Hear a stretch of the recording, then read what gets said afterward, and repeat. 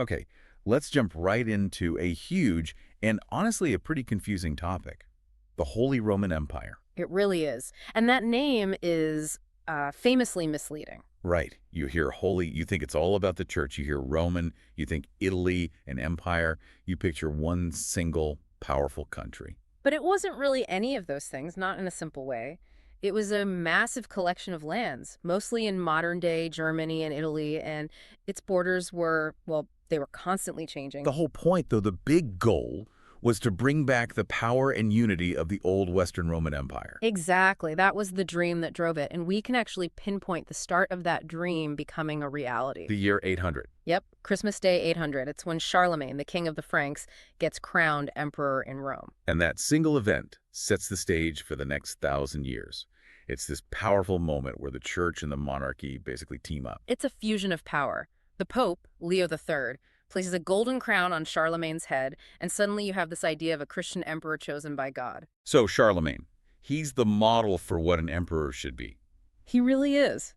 He's constantly expanding his kingdom through war, but he's also spreading Christianity at the same time. It's conquest and conversion, hand in hand. But he was doing more than just fighting. He was trying to actually govern this enormous territory. Oh, absolutely. This is why people talk about a Carolingian Renaissance. He was a huge promoter of education. He built schools. He wanted people to be able to read and write. Because you can't run an empire with officials who can't read your orders. Precisely.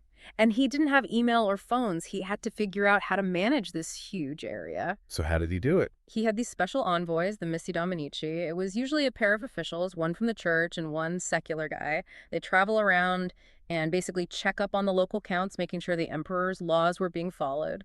A kind of medieval internal affairs. Sort of, yeah. It was a really ambitious attempt to create some kind of central control. Which brings us back to that crowning. The Pope putting the crown on his head. That creates a problem, doesn't it? A huge one. It sets up the ultimate power struggle that will define the empire. The emperor versus the Pope. The two pillars of power. Right. You have the Pope, who is the head of the Catholic Church. In the Middle Ages, that gives him immense influence over everyone's daily lives. And in the Holy Roman Empire, that influence gets a legal boost. A massive one. Because only the Pope could legally crown the emperor. That was his leverage. That was his trump card over the most powerful ruler in Europe. And they fought over everything, not just ideas. They argued over who could appoint bishops, who could collect taxes. Exactly. The big one was the investiture controversy. It sounds technical, but it was really a fight over control. So who gets to pick the bishops? Why was that so important? Because bishops weren't just religious figures. They were powerful lords. They controlled huge amounts of land and even had their own armies.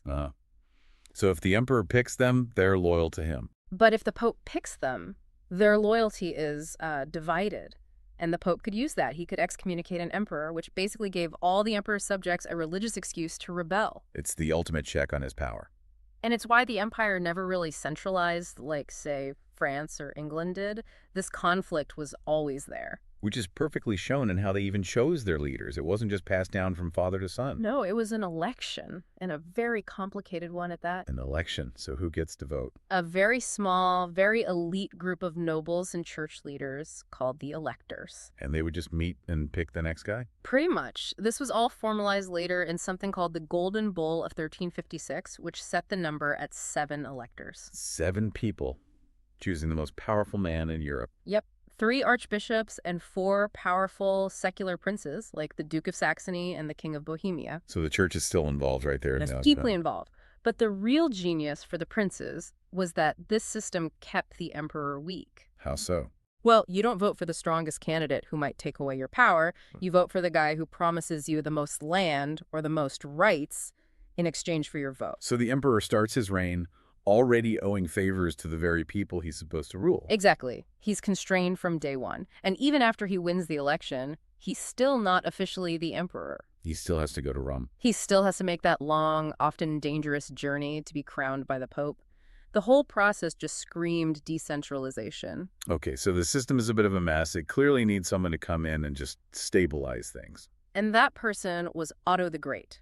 His reign in the 10th century, crowned in 962, is really seen as the true, stable beginning of the Holy Roman Empire. What did he do differently? For one, he was a brilliant military leader. He famously defeated the Magyars on his eastern border, which basically secured the empire from a major external threat. But it was his political strategy that was really clever. It was. He looked at the system and saw the problem. Powerful hereditary dukes who wanted to build their own little kingdoms. Right.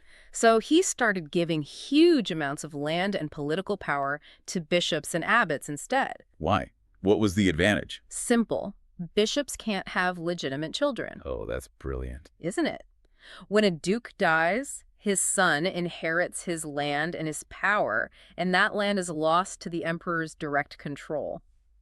But when a bishop dies, The land goes right back to the emperor. who can then appoint a new loyal bishop? It was a genius way to keep power and land centralized without starting a war with the nobles. Okay, so let's zoom out. We've got the emperors and popes. What was life like for everybody else living in this system? For most people, life was organized by the feudal system. Which is basically a pyramid, right? It's often shown that way. You have the emperor at the very top. Below him are the powerful lords, dukes, and counts. And they get land from the emperor in exchange for what? Military service and loyalty. Below them, you have the knights, the professional soldiers, And at the very bottom. the peasants and serfs. They hold the whole thing up. They work the land. And what was their life like? It was hard, really hard. You'd live in a small wooden house, maybe one room. Your entire life was governed by the season's planting, harvesting. And you worked for the local lord. Absolutely. You had to work on his lands for free for several days a week. That was called corvée. And you had to pay to use his mill to grind your grain or his oven to bake your bread. The system was designed to keep you poor and tied to the land. Completely. Most people never traveled more than, say, 10 miles from where they were born. There weren't many big cities yet. Disease was common, and kids started working as soon as they could walk. But there was still a sense of community. For sure. It was all centered on the local church. Festivals, Yeah. holidays, those were the bright spots in a very tough existence. You mentioned knights. They were a huge deal back then. They were the rock stars of the medieval world, the ultimate military professionals. It took years of training to become one. You started as a page, then a squire. Right. And the gear was incredible. The armor could weigh over 50 pounds. You had to be incredibly strong just to move, let alone fight. And they were supposed to follow this code of chivalry. Bravery, loyalty, all that. In theory, at least. And all this warfare meant you needed good defenses. Castles. Everywhere. Stone castles with high walls and deep moats. They were the ultimate defensive structures, built to withstand a long siege.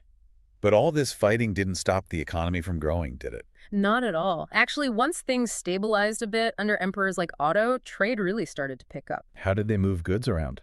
They used the big rivers like the Rhine and the Danube and the old Roman roads that were still around. They were trading things like wool, salt, spices. And with more trade, you get more towns. Exactly. Small villages on trade routes grew into busy, wealthy towns, often with their own defensive wall. And the emperors sometimes saw these towns as allies, right? Yes, because they were a source of money, and they weren't controlled by the local princes. So an emperor might grant a town a special charter, which let it govern itself. Creating a new power base. A new urban power base. And inside these towns, you had craftsmen, blacksmiths, weavers forming guilds. Which were like medieval trade unions. In a way. They set prices, they ensured quality, they trained apprentices. They were incredibly important for the economy. And with all this new wealth, people wanted to build things, impressive things. They really did. And nothing was more impressive than the cathedrals. They were built to show the power of God and the wealth of the church. Some took more than 100 years to build. They started with that thick, heavy Romanesque style. Thick walls, rounded arches, very solid, very grounded. But then came the Gothic style. Which was all about height and light, pointed arches. And flying buttresses. That was the key innovation. It's a support structure on the outside that took the weight off the walls. Which meant you could have thinner walls. And fill them with massive stained glass windows. Which weren't just for decoration. No, not at all. Most people couldn't read. The windows told the stories from the Bible. The cathedral itself was a giant stone picture book. So we come back to where we started. This empire achieves all these amazing things in architecture, in economics, but that central political conflict never goes away. It never does. It's the defining feature of the HRE. The emperor is always pushing for more control, and the local princes are always pushing back for more independence. It's a constant tug of war. It is. The emperor was spread too thin. If he focused on Italy, the German princes would start doing their own thing, raising their own armies. And that decentralized structure was both its greatest weakness and maybe its greatest strength. I think so. It's why it lasted for over 1,000 years. No one part could ever get strong enough to completely dominate the rest. It finally ended in 1806 when Napoleon basically just dissolved it. But its legacy is still all over the map of Europe. It shaped modern Germany, Italy, Austria. And that strange election system, as messy as it was, you can see echoes of it in modern ideas about federalism and checks on executive power. So in the end, the Holy Roman Empire wasn't a failure. It was just a different kind of success. I think that's a perfect way to put it. It was a 1,000-year balancing act that, against all odds, actually worked. Good luck with your studies.